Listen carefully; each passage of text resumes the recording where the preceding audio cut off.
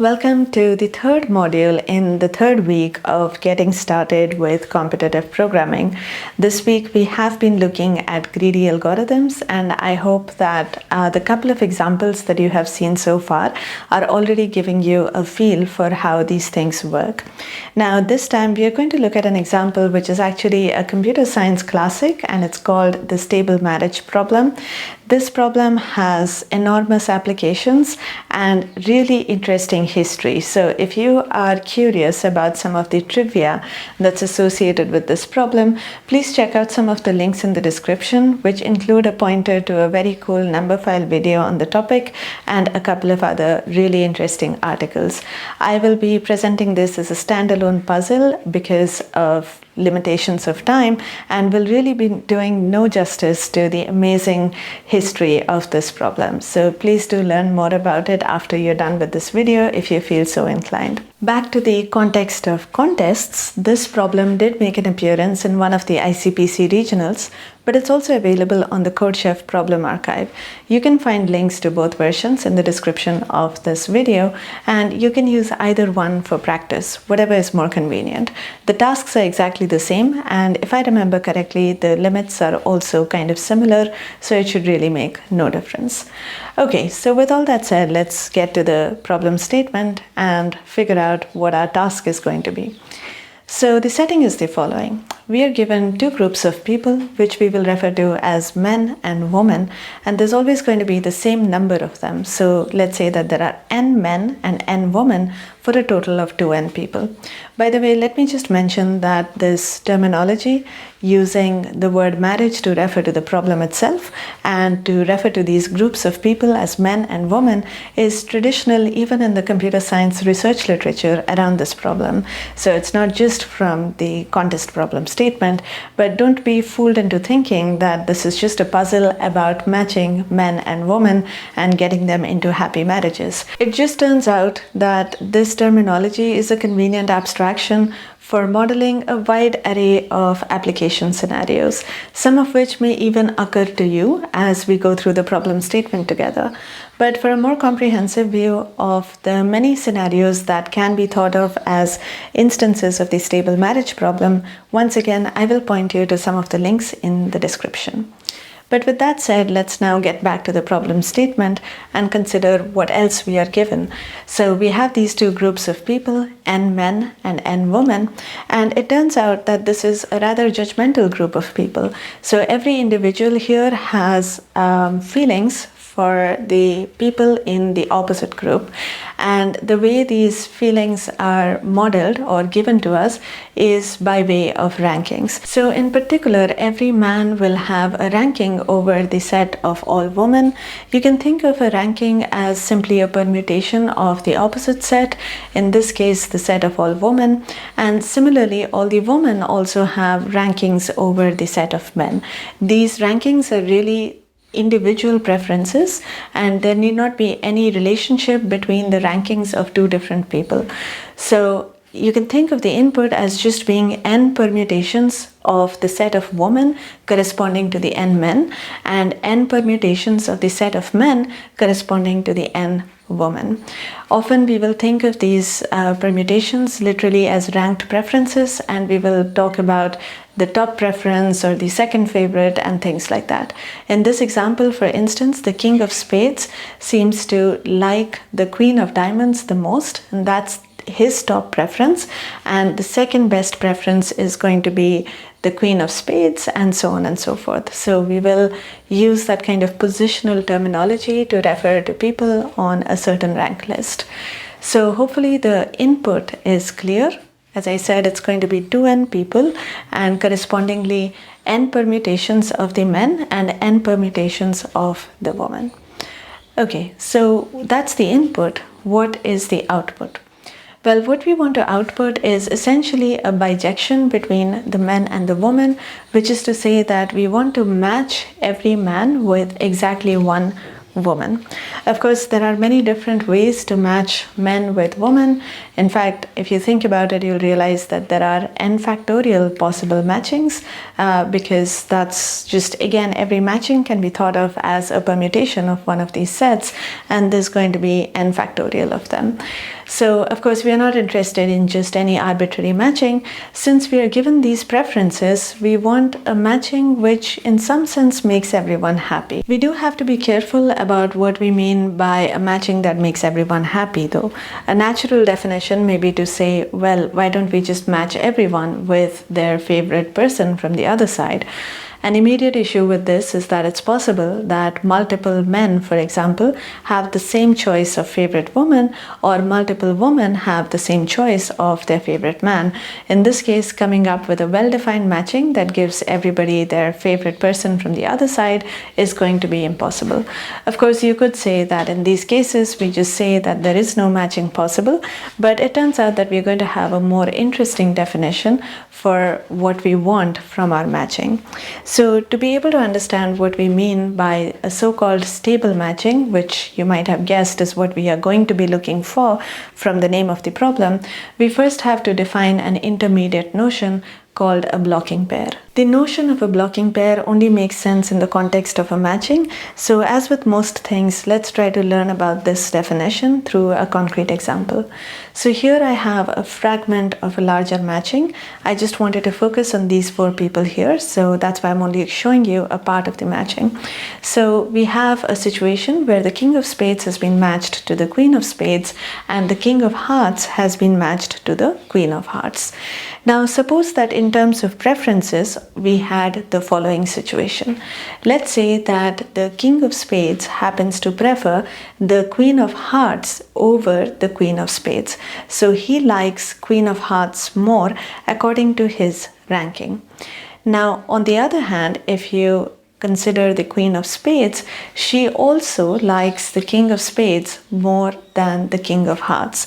So she also prefers the King of Spades over the King of Hearts in her ranking over the men. Now, with a little imagination, you can probably already guess what happens next. Because the King of Spades and the Queen of Hearts prefer each other over their currently matched partners, they might find it an interesting option to just break off their current alliances and elope with each other. This is why they are called a blocking pair, because they put the current matching in some kind of jeopardy because of this mutual incentive to run away with each other. Remember that it's very important for this admiration to be mutual. So if only one of these people prefers a different person over their matched partner, but said person does not return this admiration, then you do not have a blocking pair. It's not going to be a problem. But as of now, these folks are left stranded, and this is not a good situation. By now, you have probably developed this intuition that blocking pairs are troublemakers for matchings. And that is why you might find this definition of a stable matching very natural now. A matching is said to be stable if it simply does not have any blocking pairs. And our task with this problem is to find a stable matching if one exists. Now, I'm saying if one exists just to sound fancy, but if you actually look at the Codechef problem statement, the last sentence of this paragraph guarantees that this problem always has a solution, which you might find surprising at first, but when we come up with the algorithm, you will see that the algorithm itself doubles up as a proof for why these stable matchings always exist. So let's try to think about how we'll go about this goal of finding a stable matching. Now, what is the natural greedy choice here?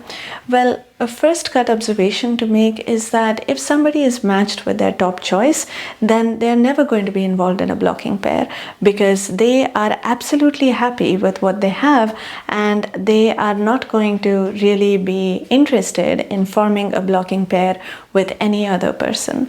So a natural greedy choice may be to match as many people with their top choices as is possible. Let's try to pursue this strategy with an example. So here we have again the 4 men and the 4 women in our running example, and let me bring up the top choices for the men. So you can see that both the King of Spades and the King of Hearts like the Queen of Hearts as their favorite option, and both the King of Spades and the king of diamonds like the queen of diamonds as their favorite. Now, in the spirit of doing the greedy thing, let's try and see what happens if we try to match all of these gentlemen with their favorite options. As you can see, this is not going to be straightforward because there is clearly some competition. So for instance, both the king of hearts as well as the king of spades will reach out and try to get matched with the queen of hearts, while both the king of diamonds and the king of clubs will try to reach out and get matched to the queen of diamonds.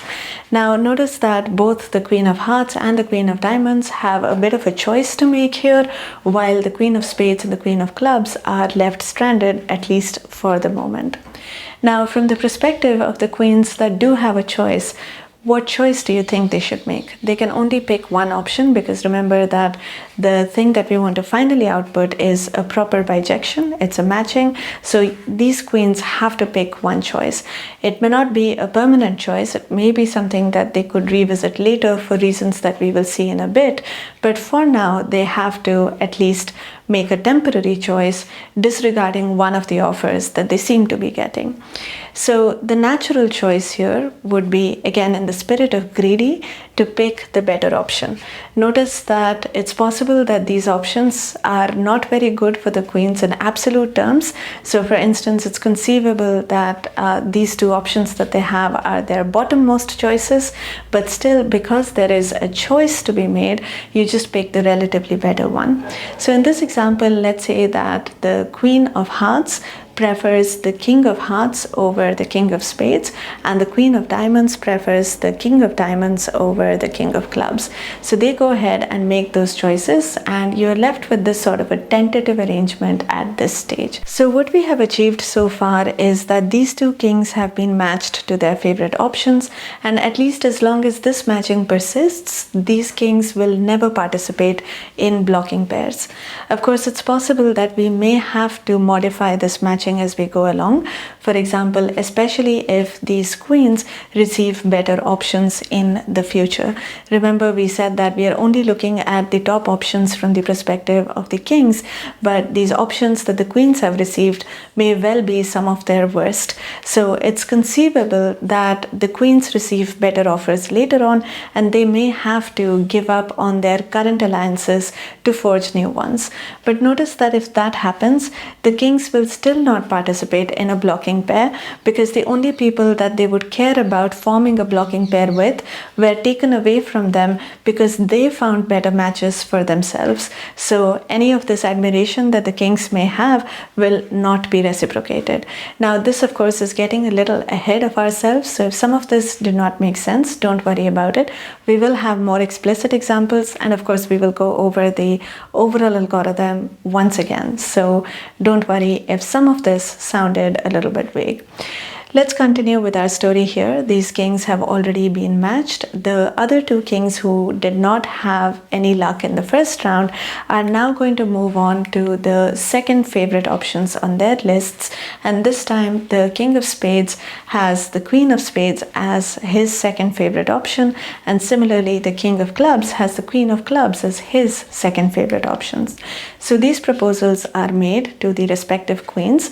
And from the perspective of queens, well, it doesn't even matter where these gentlemen rank on their lists, because we are intuitively in a situation where being matched is better than not being matched, because remember, we want to output a matching eventually. So the queens are simply going to accept this offer because it is better than nothing. So they don't have to make any further comparisons because they don't have a choice, at least at this stage, and therefore these offers are accepted. Now notice that all the men have been matched, and we have in fact a matching. Now you can think about why would this matching in fact be a stable matching.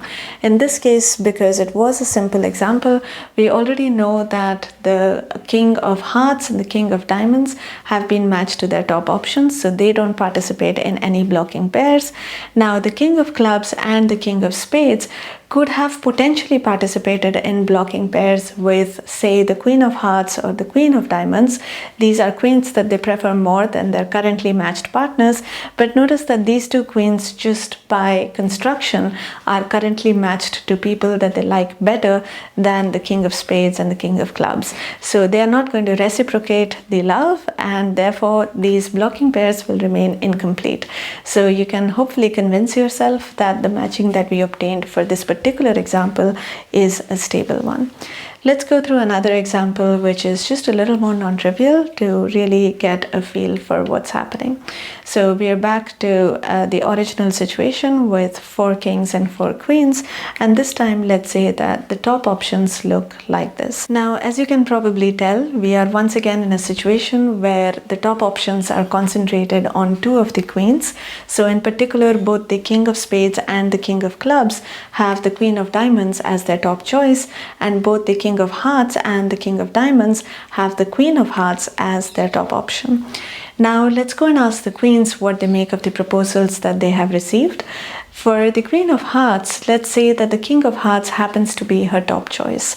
If this is the case, then of course the Queen of Hearts is going to reject the application from the King of Diamonds, and the alliance between the King of Hearts and the Queen of Hearts is going to be forged at this stage.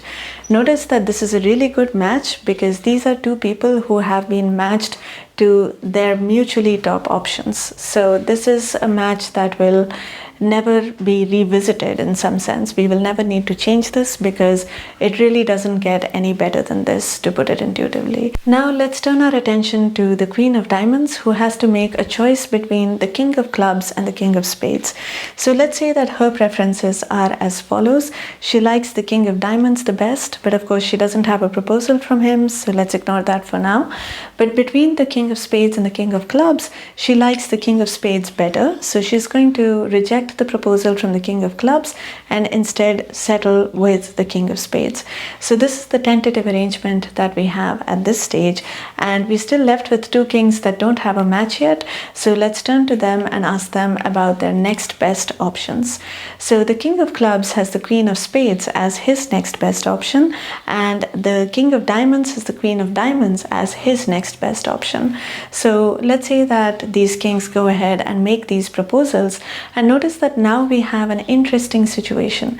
The Queen of Diamonds already is engaged in some sense to the King of Spades from the previous round, but now she has a more interesting proposal to consider. So if you remember her preferences, she prefers the King of Diamonds over the King of Spades, who is her current partner. Now, given that this new proposal looks tempting, should the Queen of Diamonds deflect and basically go with this new proposal, breaking her old arrangement, or should she just be loyal to her current partner and ditch the King of Diamonds even though she likes him more? Just think about what would be the appropriate thing to do, given that we eventually want a stable matching, which is one without any blocking pairs. Okay, so hopefully you had a chance to think about this, because this is a really interesting question at this point. There is a tension between doing the seemingly right thing in terms of being loyal to somebody you have been matched with before, and doing the thing that seems like the correct greedy choice in terms of optimality, to the point where it almost sounds selfish. So what should the Queen of Diamonds do? Let's consider what happens if she decides to stay true to her current partner, who is the King of Spades. If she does that, then at the very end, she is matched with the King of Spades. And on the other hand, the King of Diamonds is matched to somebody that he certainly likes less than the Queen of Diamonds. Everybody that he liked more than the Queen of Diamonds, he has already been rejected by from previous rounds. In the current round, the Queen of Diamonds decided to reject his proposal as well. So in the final matching, the King of Diamonds is going to be matched with somebody that he likes less than the Queen of Diamonds. So notice that the queen of diamonds and the king of diamonds will end up forming a blocking pair because they mutually prefer each other over their ultimate matched partners. Since this is precisely the situation that we want to avoid at the end, it would actually make a lot of sense for the queen of diamonds to actually break off her current relationship with the king of spades and accept this new alliance with the king of diamonds. It may seem like a painful thing to do in the moment, but it will be for the best in the long run. Of course, notice that no actual rejections are happening, no actual breakages of engagements are happening. This is all background work that is being done by the algorithm, and really it's only the final matching at the end that will matter, even in the context of a more real world application. So don't worry about any actual heartbreak. This is really all in the analysis. Now, it's much easier to think about the queen of spades, who has only one proposal in this round, so there are no choices to be made, and she just goes ahead and accepts the alliance with the king of clubs.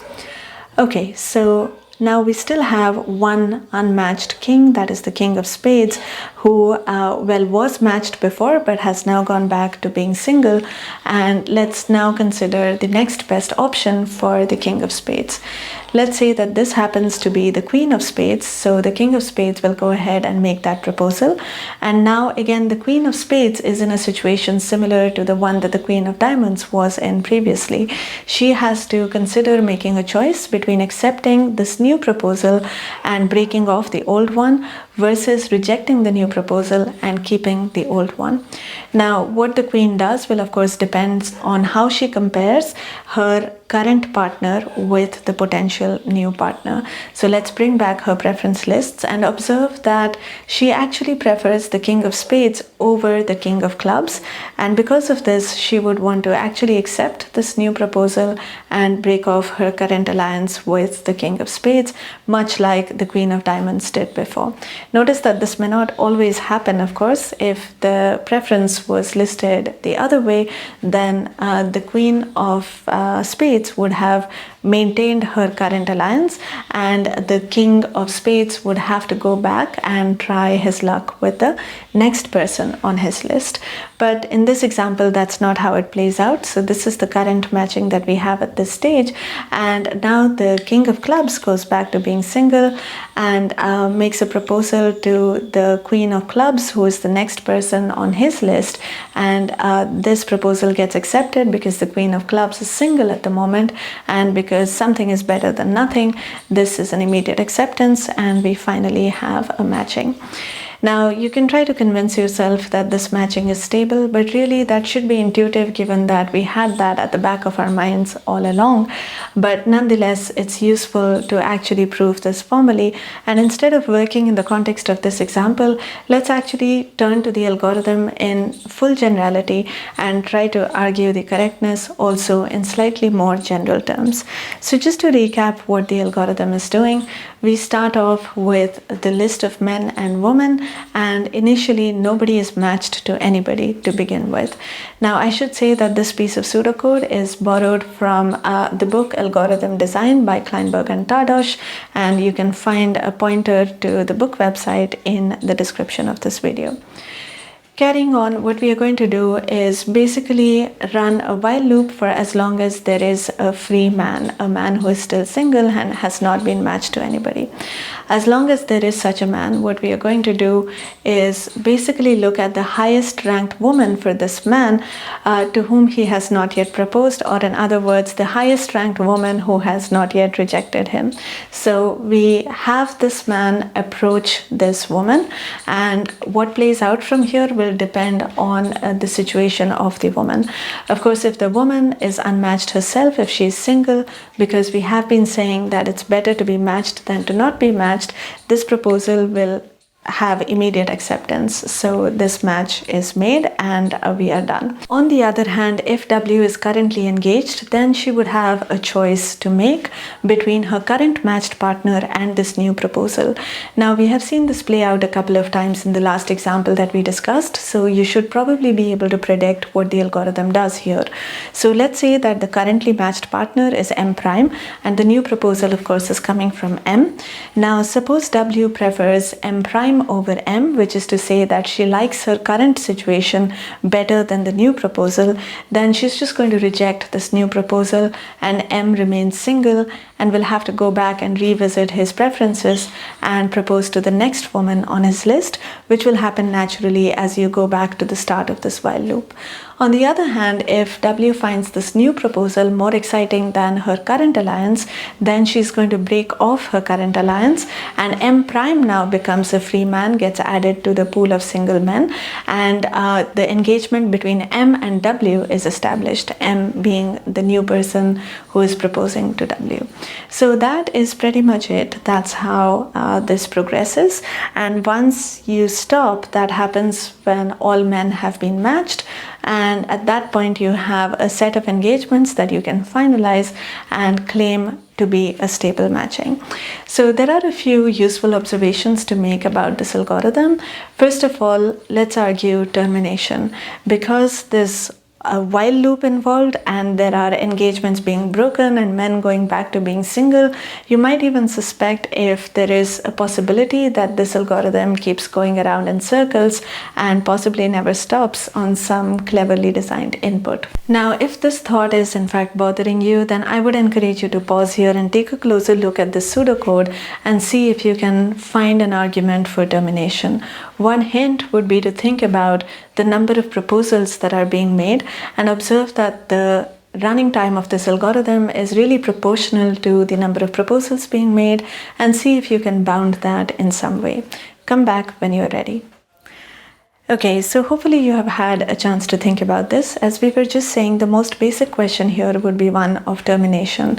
Now, notice that the number of proposals that are made over any run of this algorithm is at most n squared, because a man never proposes to the same woman twice. He's always walking down his preference list, and there are n men and every man has n women to propose to. So the number of proposals made never exceeds n squared, and this essentially drives the conclusion for termination. Now, we also want to say that the algorithm terminates with a complete matching. Nobody is left free at the very end. Well, one of the reasons for this is that if somebody is single, then there is still some work to be done. There's still somebody that he can propose to. Notice that at every intermediate stage of the algorithm, the set of engagements form a valid partial matching, which is to say that you never have a situation where one man is matched with multiple women or multiple men are matched to the same woman. So what you have is a valid partial matching. So it's enough to argue that at the very end, you don't have any single men. But as long as you have a single man, he still has some woman left on his list that he can propose to. So the algorithm has not yet terminated. Notice that the reason for this is that if he really proposed to every woman on his list and he's still single, that means that he was rejected one way or the other by every woman that he proposed to, either outright or by getting into an engagement and then being kicked out of it. But this only happens when the women are already engaged to somebody. But you cannot have n women being engaged to n-1 men if what you're maintaining is a valid partial matching at every stage. Therefore, it's not possible for a man to be single once the algorithm has terminated. But since every man is matched and you have a valid partial matching at every stage, at the final stage you indeed have a complete matching. Now, the last thing we want to claim is that this complete matching is in fact stable. Now, the intuition for stability was probably already established when we were making some of these greedy choices with respect to the proposals and the rejections, but let's once again recap the reason for why the output matching is in fact stable. So one way to argue this is by contradiction. So let's say that the output matching was not stable. So the algorithm outputs something with a blocking pair, and let's say that the blocking pair looks like this. The output matching matches the king of spades to the queen of spades and the king of hearts to the queen of hearts, but the queen of hearts prefers the king of spades over the king of hearts, and this love is reciprocated in that the king of spades also prefers the queen of hearts over the queen of spades. If this situation were to really arise, can you think of a contradiction in terms of the behavior of the algorithm. In particular, think about the proposals that the king of spades would have made during the run of the algorithm, and think about how the queen of hearts should have reacted at a certain point. So please feel free to pause the video here and really think through the proof yourself before continuing. Okay, so consider the king of spades and consider the proposals that he makes. Before he proposed to the queen of spades, which he must have done to be finally engaged with her, he must have first proposed the queen of hearts, because the assumption here is that the king of spades prefers the queen of hearts over the queen of spades. So she would have come first in his list and would have been approached before the king of spades approached the queen of spades. Okay, so the real question now is, what did the queen of hearts do when she was proposed by the king of spades? Given that they are not matched in the output, it must have been the case that the queen of hearts rejected this proposal in one way or the other. Either it was rejected immediately, or it was accepted and rejected in a future iteration in favor of a better proposal. But notice that if the queen of hearts did indeed reject the king of spades either immediately or later on, it must have been because she was in a better situation than the king of spades. So it couldn't be possibly the case that she likes her current matched partner less than the king of spades, as is stipulated by this blocking pair scenario.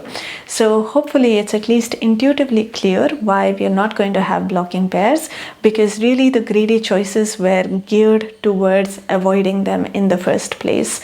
So again, please feel free to take your time to work through this yourself and hopefully convince yourself that everything does work out in terms of both termination and obtaining a complete matching, and also ensuring that this matching was a stable one.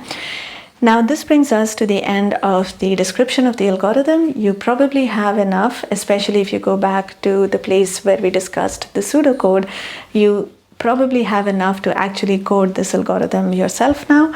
So please feel free to take a break and do that, and come back to the rest of the content once you've given it a shot yourself. Now for this particular module, we are going to split up the implementation into a separate video, and I will see you there.